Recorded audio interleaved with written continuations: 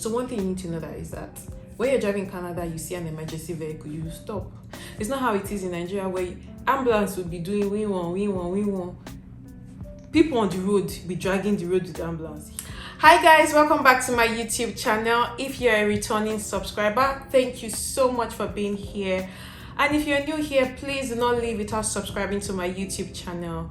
In this video, I'm going to be talking about driving in Canada. This is a very interesting topic. In this video, I'm going to be sharing things that you need to know about driving in Canada. I'm also going to be talking about how you can get your driver's license, the documents you need to drive in Canada.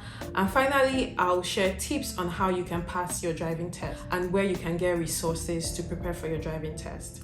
So if this is a content that you're interested in fact, if you plan to drive in Canada, this is the only video that you need to watch because it is very detailed. So let's get into it.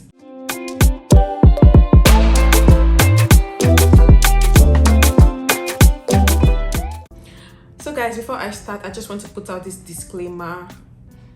I'm not a driving tutor. I am not a consultant. I'm just sharing this information based on my personal experience and also research that I have done. So make sure to do more research, ask questions, make sure that you get all of the information that you need to know about driving in Canada. So let's dive in. I have my laptop in front of me, so I'm just going to be looking at my laptop and while I talk to you guys because I want to make sure that I give you guys all the information. I wrote down all the points. I don't want to blab. I want to go straight to the point in this video. So guys, I'm going to start with the things you need to know about driving in Canada. The first thing is that driving is on the right hand side, just the way we have in Nigeria. Road signs. These signs are so many and they're so different from what we have in Nigeria. In Nigeria, I can remember most of the signs that I'm familiar with is like the stop sign or maybe do not enter, maybe it's a speed limit. You see that from time to time. But here, there are so many and they can be confusing. So you need to learn them. There are stop signs, there are snow signs, there are animal signs, traffic signs, there's just a lot of road signs and you need to really get familiar with those road signs. The next thing is speed limit. There's speed limit on all the roads. You have some roads have 30 kilometer per hour, you see 50 kilometer per hour, 60 kilometer per hour, or 80 or 100 kilometer per hour. 60, 80, 100 are usually on highways, so you just need to get familiar with speed limit. It's funny because driving in Nigeria, you just drive, you don't look at your dashboard. Most times you don't look at your speed limit, but here you are so conscious, you have to look at your speed limit. If not, you will catch and carry plenty demerit and fines. We're going to get to that part of the video later on. So the next thing I want to talk about is intersections. Guys, driving in Canada and intersections, they are 5 and 6. It's so funny because there are just so many intersections. These intersections, like I said, there's so plenty. You drive 5 minutes, you have seen one. 3 minutes, you have seen another one. But these intersections are usually controlled by stop signs or traffic lights, and there are different types of stop signs again, In Nigeria, we're used to just one kind of stop sign. But here we have the regular stop sign and then we have the all-way stop sign. With the all-way stop sign, when you get to an intersection, all the vehicles have to stop.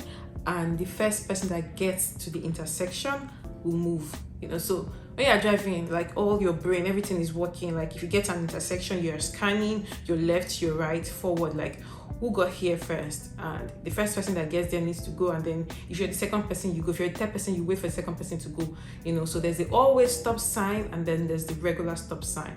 Then traffic signal. Guys, this is completely different from what it is in Nigeria. Traffic signals the traffic light here is different. So we have the regular lights that you are used to: stop, red for stopping, yellow, get ready to stop, green, go. We have that one, right? So there are two different types of stop light signal that can be really confusing. Here you can turn right on red. Usually in Nigeria we have a stop sign. Red means stop, no matter what you're stopping. But here you will stop, but you can also turn right on red. So the rule is that there's no need to be wasting your time. If the road is clear, you stop at the stop sign, which is red. You turn, like you look and make sure that it is safe to do so, then you can turn right, like you can continue your journey. The next is the left turn on green. Like I said, these signs are really different. In Nigeria, once you see green, it means go. But here, if you have to turn left on a green light, you have to be very careful. You have to look, make sure that it is clear before you go. So like the cars coming on the opposite direction, they have the right of way. Even if it is green, you know, like green means go, right? But even if it's green, if you have to turn left and it is green, the cars coming on the opposite direction, they have the right of way. So if cars are coming, you can't turn. You have to wait until it is clear before you turn. It is very trickish. This particular, this one, turning left on green, I hear that it's cause a lot of accidents in Canada. So you need to like really understand this before you drive in Canada. The next thing is pedestrian is king. You know how it is in Nigeria that if you want to cross road, you wait and wait and wait like this. Like even zebra crossing self, cars they drive past. But here, pedestrians are king. Like if you see any human being coming, please just stop your car. Stop your car. Because they are king. They are the owners of the road. One thing I also want to talk about pedestrian and traffic lights is that sometimes when you're turning, when it is green and you're turning right, there might be an intersection and there might be a traffic signal on your right. Sometimes that traffic signal can show white. So when it's white, okay, so the pedestrian traffic signal, it shows white. When it shows white, it means that pedestrians can cross. When it shows red, it means that pedestrians cannot cross. So I also want to point out that when you're turning right on green, you need to be very careful. Like sometimes when you're turning right on green, the signal for pedestrians can be white, and if it is white, pedestrians will be turning. So it doesn't matter if your light is showing green, it means that you have right of way. Pedestrians always have right of way. So when you're turning to the right on green, be careful because there might be a pedestrian coming. Guys, driving in Canada requires lots of work, a lot of mental work, a lot of concentration, like 150% concentration. That's what you need to drive in Canada. Blind spots. Guys, before I came to Canada, I know what blind spot is like as far blind spot. But here it is very serious. So blind spot is the part of your vehicle that when you look at your mirrors, left, right, the part of your vehicle behind that you don't see when you look at your mirrors. So if you're turning right, you're turning left, wherever, you need to signal first, look at your blind spot, then if it is safe to do so, you turn. So blind spots are very important. So guys, just be knowing the words so that when you come or when you plan to drive in Canada, you are familiar with these things. The next thing I want to talk about is driving on the highway. So driving on the highway, the left lane is for high speed traffic, while the right lane is for low speed traffic. So if you're driving on the left lane, you need to be going so fast, like you have to just be going. The speed limit on highways are usually 80 or 100. You see some highways that have 60, but it's usually like 80 and 100.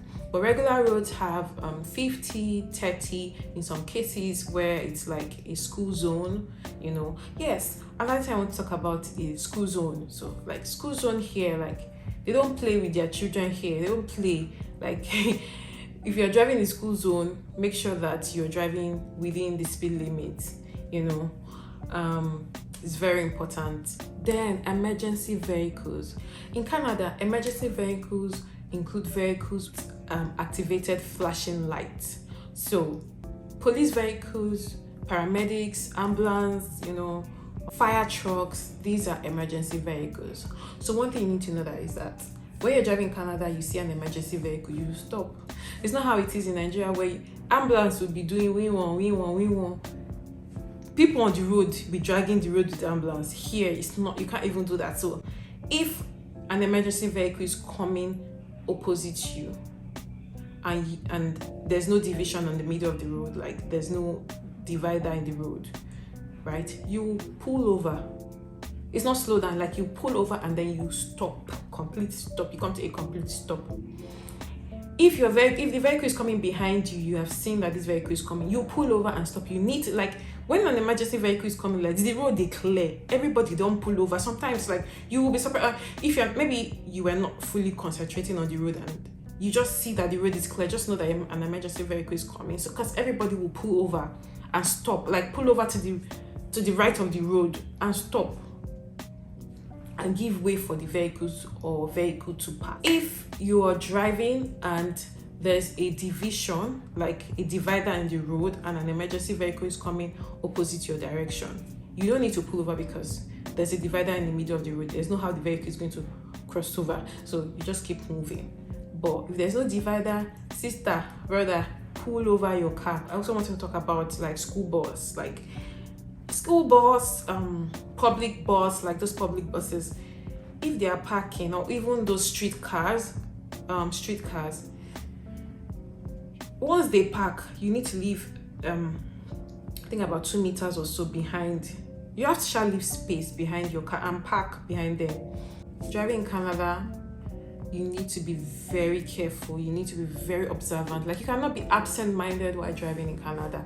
No, you have to be your full concentration has to be on the road. Then you must leave some space between your vehicle and the next vehicle. So here, no bumper to bumper driving. You know how in Nigeria you're driving, if you have not kissed the vehicle, especially those downfall people that they want to kiss your vehicle. If they've not kissed your vehicle, they've not driven. In fact, when you're driving in Nigeria, sometimes if you leave space between your car and another car, the car behind you will be honeying for you. Here, you have to leave like a lot of space between your vehicle and another vehicle while you are driving, not even only when you're parked. Not only, like, when you're parked, when you're in like traffic lights, that's not the only time you leave like space. So you leave space even while you are driving. You need to have 2 meters or a very safe distance. The general rule of thumb is that when you're driving, you should be able to see the car in front of you. You should be able to see their tires. Yes, so no kissing, bumper to bumper, no the driver here. There are just some essential things you should have in your vehicle, especially during like winter. Things like a snow shovel, a brush. These are essential things because you can go out and then snow will fall, and then you come back to your vehicle, you see that your vehicle is covered in snow. The windscreen is covered in snow, the floor is covered in snow. Here you have to have like snow shovel in your car. You need to have a warm blanket. You need to have brush to brush off the snow off your windscreen, and then the shovel is for you to like clear off the snow on the floor so you can pass. So these are some of the essential things you need to have in your car if you are driving in Canada. Then most road or some roads in Canada have a dedicated middle lane. So this lane is for people that want to turn left or turn right. This really makes sense because it doesn't like alter traffic. You know how when you want to turn left or turn right, you have to like traffic gate and people behind you have to wait. But this just makes so much sense. So there's like lane for turning left or right. Honking or honking is not really common here. Like, you can drive weeks, you will not even hear anybody horn. You know how it is in Nigeria, we used to play with our horn. Pom, pom, pom, pom, pom, pom. Me, I like horning. So when I came here like this, it was one thing that he had me to get used to. Because I love using my horn. Because I feel like, you know how we're driving in Nigeria, everybody where they drive now will. So God, this is so funny. So you're always using your horn because someone can just come in front of you. Okada can just come in front of you, so your horn, your hand is almost always on the horn, So here, people don't really horn like that. Most people here are careful drivers and they're nice drivers as well. And if you use your horn without like the need of you to use that horn, you can get demerit for it. So demerit is like the punishment that you accumulate in terms of like score. So you do some things and you get like 5 demerits. You do something, you get like 2 demerits, and when you get to a particular number, I'm sure that you're going to be invited. They can fine you, they can take away your license. You just don't want to have those kind of issues. Talking about not wanting issues in Canada, there are red light cameras in most intersections, so you have to drive carefully. You can get a red light ticket, you can be fined, you can have demerit, your license can be withdrawn if you beat the traffic light. So you want to drive very carefully.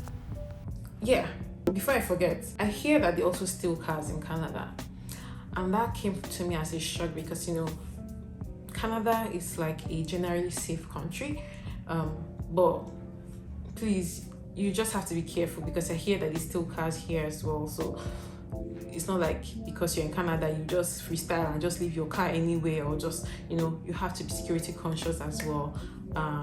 So these are some of the things that you need to know about driving in Canada. Generally, drivers here are very nice. They are careful drivers. People know they mad like that for road. People are driving within limits, but you still have the bad eggs, definitely. Next I'm talking about is how to get your driving license.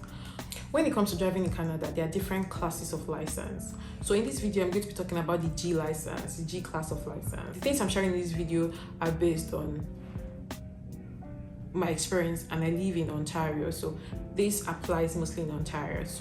And it might apply in other places in Canada, but I just wanted to put that out there. So if you're in other province, make sure that you check out, or if you plan to go to other province, make sure that you check out resources that pertains to that particular province. So how do you get your license in Canada? Like I said, there are different classes of license. There's the M class, G class, there are different classes. The G class of license allows you to drive regular vehicles like normal cars, minivans, mini trucks. But if you want to drive motorcycles and all of those things, you need another class of license. So the G license is divided into three. We have G1, G2, and G. So G1 is a knowledge-based test. So G2 and G are road tests. So you need to pass your G1 before you move to your G2. And just like that. So let's talk about your G1. So in order for you to obtain your G1 license, you need to be 16 years and above. So when you're doing your test, you will have to show ID card. You need to pass an eye test, then you need to pass a G1 knowledge test. That is what you need to obtain your G1 license. G1 test is a multi-choice test. It has 60 questions. Guys, this test then, when I was preparing for this test, it was as if I'd never driven before, guys, because there's just so many rules, if you're driving, make sure you don't do this, make sure you don't do, these rules are there in Nigeria, but it's just because you're not following it, people are just driving like that. So coming here and trying to do the G1 test, it was a lot of reading for me, it was a lot of learning. In fact, I had to unlearn a lot of things, so you cannot do this when you're driving, I had to unlearn. So you have to come with an open mind to unlearn and learn the way things are done here. So how did I study for my G1 test? I used a particular app called the G1 test app. I'm just going to put it here. And I also used another website, so I'm going to drop the link in the description box. And guys, really, those are the only resources that I used to pass my G1 test, and I wrote it and I passed it in the first trial. If you fail it, you write again. If you fail, you write again. Even if you fail it 10 times, you keep writing it. If you don't pass it, you can't move on to G2. So after preparing for your G1 license, you've read, you've understood all the signs, all the traffic signals, and all the demerit, all the rules, all of that. Then you need to go to a drive test center. So if you're in the areas that are really populated, there might be queue to write your test. So you need to go early. Guys, you need to go early. Jesus, nobody told me, when I went to write my G1, I've heard that, okay, there should be queue, go early, I shall go early. And it was winter. I left my house by 6, I got there 6:30ish, because they opened by 7. They opened by 7 or 8, I can't remember. But guys, when I got there by past 6, there was a long queue. I was in the back. I'm going to share the video here so you can see. I was in the back. I stayed in that queue till past 10, standing under the cold. My hands were freezing, my legs were freezing. So guys, if you're going to write your G1 test and you are in a populated area, just know that they might be queued. So go prepared, like go prepared with your water, hot water. If it is winter, your shoes. Just make sure you're dressed for the weather and you're prepared mentally for the wait, because it can be a long wait. So you go in there, you pay for the exam. The exam, I think the G1 and G2 is around like $159 thereabouts for the two. As at the time of shooting this video, that was the cost anyways. So you pay and then you write. It's a multi-choice exam. You write it on the computer. It will show you immediately if you pass. If you fail, you fail. If you pass, you pass. You know, you're saying it right and there. When you pass your G1 test, you'll be given a paper license, and in like 2 or 3 weeks or within a couple of days, they will send you the real license to your address. So you need to put your right address while you're filling out all your details. So if you've been driving in Nigeria, you need to get a driver's extract from FRSC. This is important because this document shows or tells the Canadian government that you have history driving in Nigeria. That means you know how to drive. And so when you pass your G1, you can skip G2 and go straight to write your G, because you have a document showing that you have experience driving in your home country. But if you don't want to skip any of the tests, you can just go ahead and write your G2. So a G2 is a road test, like I mentioned earlier on. So you need to get a good driving instructor to teach you, because in as much as you've done the G1 test, I mean, you've learned the theory on how to drive in Canada. The G2 test is a practical test. Like, you'll be on the road, you drive. There's going to be a driving instructor beside you that's going to score you. So basically, it's a serious thing. So you need to get a good instructor, and that's where I'm going to talk about the person that I used, Justice Driving School. If you're in Ontario, GTA, he's actually the best. I'm not going to lie. There's no need to sugarcoat it. It's actually the best. It's very good. So I'm just going to drop his details in the description box as well. So the point here is that just get a very good instructor, because, and why I loved Justice Driving School, why I loved working with him and the way he taught me, is the fact that he understands us, Black people, Nigerians. Like, you understand that, you know how we drive now. We don't really have this rule, you know. Like, he just says, back home I know this how we drive, but here this is how it is. So he just teaches you because he has experience from back home. He knows how we drive back home. So bringing it here, he will just tell you, okay, calm down, this is it. Don't put your leg on the brake, put your leg on the gas, put your leg on the accelerator. Guys, this is the part that even really scattered my head. Like, the first day I did that test, the first day I did the driving, like when he was teaching me, and then he said, remove your leg from the brake.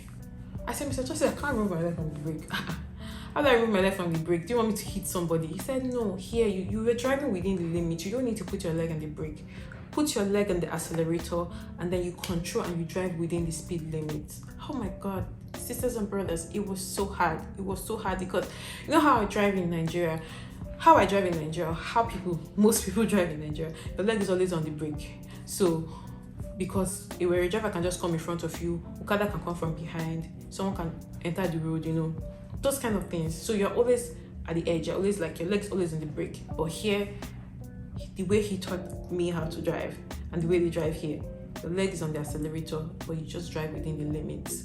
Nobody's going to come in front of you, because the person that is driving is also driving within the limits. The person that is driving beside you is not a weary. You are not a weary. Everybody that is driving, they are driving within the limits. But you know how it is in Nigeria. This person is driving at 80, you are driving at 20 only. Everybody, Okada is coming, you know. My point is, get a very good tutor. Someone that understands you, understand where you're coming from, understand your history. Your history is that in Nigeria, or where you're coming from, you don't really have these rules, you know. So they will be more patient to teach you, you know. They will not think that you're mad because you're putting your leg on the brake. They understand where you're coming from. So get a very good tutor, and that's why I will always recommend Justice Driving School, because they did well with me. I passed medicine, one trial. you know. So guys, I just finished my first driving test with the best, the absolute best. You guys, justice. Yeah. Thank you very much. Thank problem. you. When you're ready to now, like once you've done all your tests, then you pay for, when you pay for your G1, you usually pay for your G2 together. So you go ahead and then you book your G2 driving test, and then you do it, guys. You do it, and once you pass, then you wait a few months, or if you already have been driving in Nigeria and you have your driver's extract, you don't need to wait too much. You can even go and write it the next week. You can write your test the next week or the next 2 weeks, you know. But if you don't have your driver's extract, you have to wait at least I think, is it 12 months? You need to wait a couple of months before you write your G test. The G is like the cap, that's the highest license. Once you have that one, you're good. You just be renewing it every 5 years or thereabout. There's some things that you need to note about these different licenses, like G1, G2, and the G license. They have their own different conditions, requirements, you know. But some things that you need to know is that your G1 license, once you have that license, you can't drive alone. You have to drive with an accompanied driver that has a G license and has been holding that license for at least 4 years.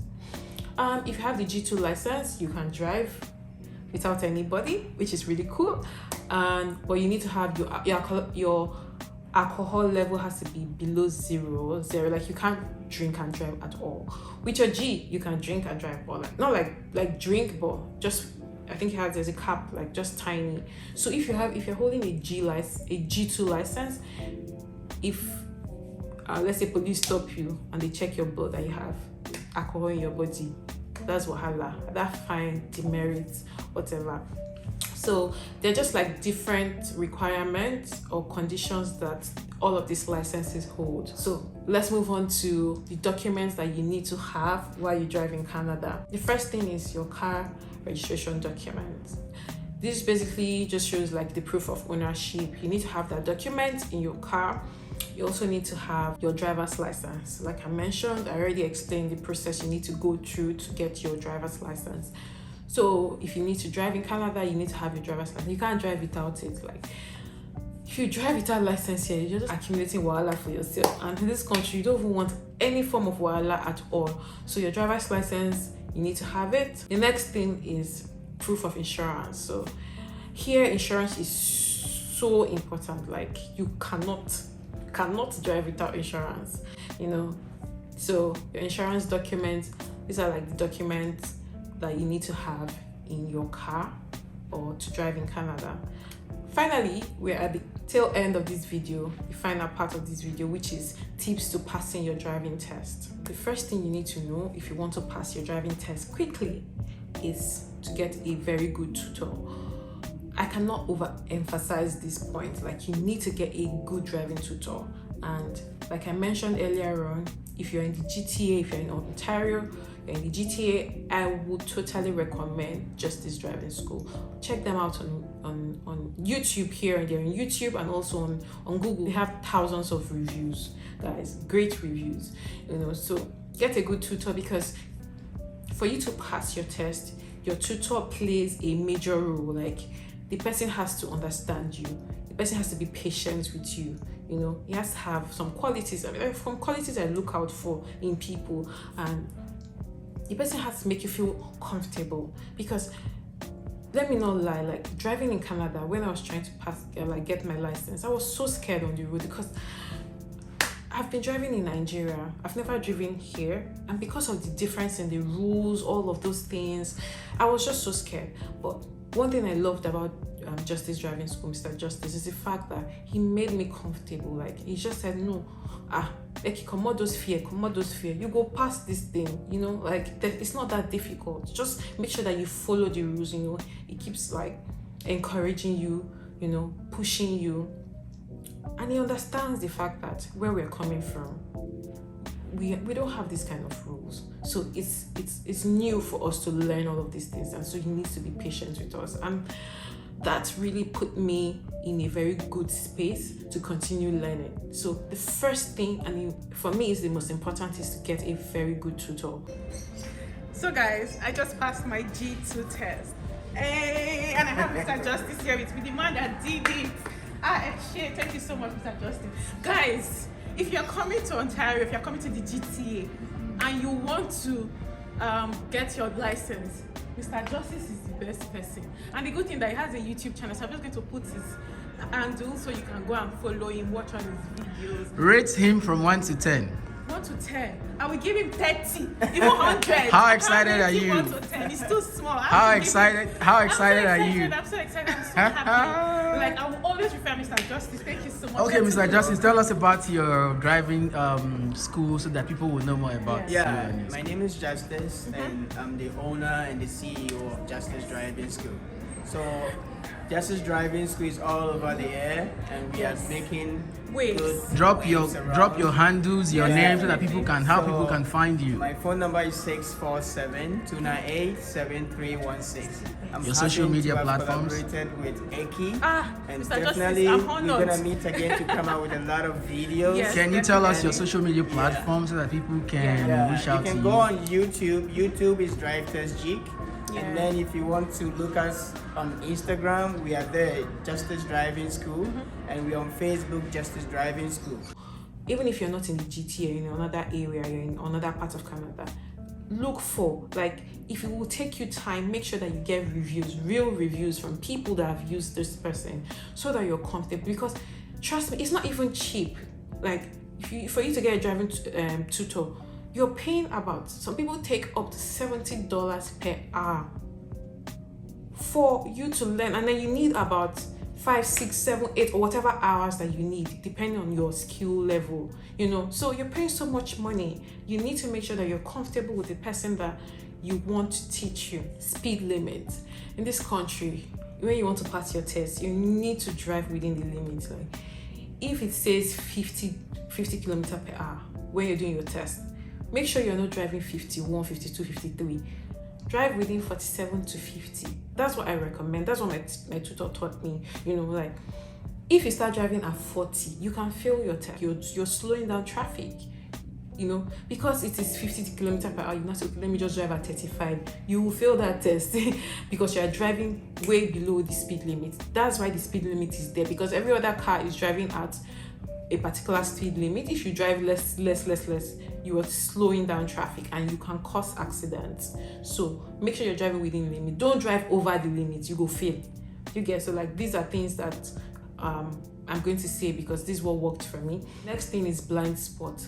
Guys, blind spot. It's so important. Like, if you're turning or you're changing lane, you have to check your blind spot before you turn. You check your blind spot, you traffic gate, you check your blind spot, and then if it's safe to do so, you turn.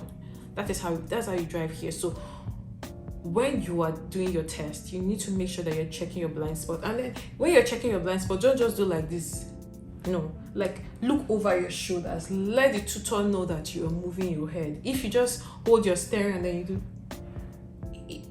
it shows the person might not know that you're looking at blind spot. So make sure that you look over your shoulders and then you continue driving. Another thing I want to mention here is that you must hold your steering with your 2 hands. And this was really hard for me as well. This was one thing that was also hard for me, because in Nigeria, the way I used to drive, I can hold one steering like this and I'll just put my hand here and I'll just be driving, swagalomo driving. But here, there's no swagalomo driving. You have to hold the steering with your 2 hands, like it has to be straight, not like here and here. You can't hold, it has to be 90-90, like here and here. That's how to drive. That's how to hold your steering. If you want to pass your test, this is how you should hold your steering. Another tip would be that you should arrive early at your location. Like, the day of your driving test, arrive early. You don't want to get there late, because usually, even if you know how to drive, the fact that someone else is sitting beside you, sometimes you can get anxious. Someone is watching you drive and is going to score you. So all of those emotions, you want to control it as much as possible. So coming early is one thing that will help you to, like, stay calm and not be anxious. The next thing I want to say is the car that you're using to do your test, make sure you're parked forward, facing forward, because once the examiner comes, he will, like, look at your car, tell you to do some few things like traffic gate left, traffic gate right, and all of those things. and then it will tell you when it's safe to do so. Turn right or turn left. If your car is facing back, you would have to now reverse and be reversing, and then all those things are taking your time. And if you're reversing and maybe you're not reversing well, the guy might just already be saying, oh, this person doesn't know how to drive, and he'll start scoring you, So one important tip, make sure your car is parked facing forward. Another tip, and I think I've talked about it, I've touched it a couple of times in this video, is get rid of all the bad habits that you've carried, that you've learned like over the years driving in your home country. Get rid of those things. Like for me, one thing that was difficult for me was that brake, like matching that brake, and also holding the steering with my two hands. Like I mentioned, it was so hard for me, but I had to unlearn. I had to like get rid of it. Like I became a baby again, just like I'm 16 years old, I'm trying to learn how to drive, and make sure that I completely shut out the part that I was used to accommodate this new part. So make sure you get rid of any bad habits that you are used to from your home country. Another thing, and like for me, like when we're driving in Nigeria, we don't need to look at blind spots to turn. We just turn. You just turn, but here you have to look at blind spots. So the things that you need to learn them well and use them. Because if you have learned during your driving test, when your instructor was teaching you that you should use a blind spot, on the test day you have to use a blind spot. You always have to use a blind spot. You need to familiarize yourself with the vehicle that you're using. So like if the vehicle you are using is Toyota, for example, make sure you understand the lights, the signals, everything. There's no excuse. Like once you start to do that test, like you cannot say, oh, I thought that when you want to I thought that the trafficator was on this side, I thought that the wiper is on this side. No, you can't be thoughting and be thoughting. You can't even use that word. Like, what are you thoughting? Like just make sure you familiarize yourself with the vehicle that you're using to do your driving test. Changing lanes, like this is very important. Like when you're doing your test, whether it's G2 or it's G, you will change lanes. You most likely will change lanes. So you need to know that when you're changing lane, the first thing you need to do is to traffic gate. Then you look at your blind spot, and then when it is safe to do so, you turn. So like you need to follow these rules. If your instructor says turn to the left, we're going through the next road, take the next right. If you turn to the right without looking at your blind spot, without traffic gating, you have failed that test. So you need to get used to it, like changing lanes, making sure that you're checking your blind spots, you're traffic gating right, and then you're turning. Another thing I also want to talk about is that when you're doing your driving test, you need to be looking at your mirrors every 5 to 10 seconds. It's crazy, but that's what you need to do to pass the test. So when you're driving like this, make sure that after 5 to 10 seconds, you look at your mirrors, like the inside mirrors, like just to be sure that everything is okay. So from time to time you need to do that, and the examiner has to know that you're doing that, because that's safety practice. When you're driving on the road, there are yellow lines and there are white lines. The yellow line means that you can never cross that. Like if there's a yellow line on the road, you can't cross from here to here. On no circumstance you can't cross. So you need to be mindful of these signals, all these things that are on the road. Yellow lines, white lines, what these things mean. You need to be very mindful, and you need to stay within your lane. So if you're moving out of your lane, if your tire is on the let's say the white line, you can feel like, because you are supposed to stay within your lane while you're driving. Generally, these are like some of the tips that I can give that has worked for me, that helped me to pass my driving test. So I really hope that you've enjoyed watching this video. I hope that you found this video helpful. These are the things that I can remember that worked for me. Please, if I missed out any part and then you remember, or something that has worked for you, any tip that has worked for you, how you got your license, please drop it in the comment section so that other people can learn as well. Like I mentioned earlier on, I'm going to drop the links, different links in the description box, where you can go ahead to check more resources about driving in Canada. I hope that you found this video helpful. If you did, please subscribe to my YouTube channel. Please give this video a thumbs up. I have other beautiful videos and content in my channel as well, so make sure to check these videos out. Thank you for watching, and I'll see you guys in my next video. Bye.